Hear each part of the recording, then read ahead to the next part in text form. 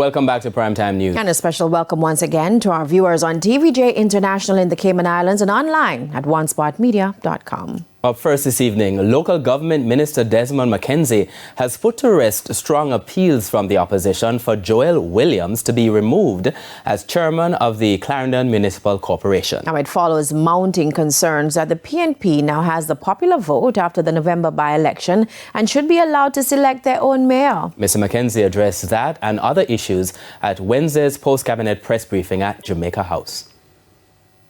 Local Government Minister Desmond McKenzie referred to a letter from the Attorney General and the Solicitor General. Where there is a tie in the political representation following a by-election, the person who occupies the chair as chairperson before the by-election remains as the chairperson after the by-election.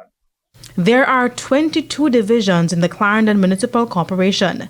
After the local government election in February 2024, the JLP won 12 seats and the PNP 10. However, when the In and Town division, a traditionally strong PNP seat, became vacant, both political parties were engaged in a heated contest. However, it was the PNP who got the edge, which meant that there was a tie in the municipal corporation. And since then, the PNP has been calling for JLP member and Mayor Joel Williams to step aside and allow a PNP mayor to head the corporation, since the PNP would now have the popular vote. But according to Mr. McKenzie, that would be a breach of the Local Governance Act. Clause 19 of the Act states that the tenure of the chairperson of a municipal corporation lasts from one local government election to the next. The only way in which that chairperson can be removed between island-wide local government election is if a no-confident motion supported by the majority of all councillors.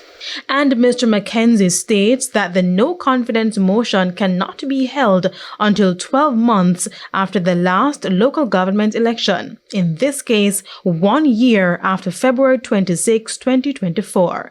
So it is left to be seen what will happen at the end of the month. As for the opposition, I heard the minister's release, and we too will be looking at the opinion given to us by our attorney, and then from there we will decide the next move. In the meantime, the local government minister has also promised to intervene into the impasse within the Association of Local Government Authorities. The police had to be called at the last meeting after it descended into chaos, forcing a postponement of the proceedings. I'm expecting to meet with Alga J next week to discuss the issues. I think there has to be some cooling off period. And what we are seeing happening is this fight for power. Kalisha Williams, TVJ News.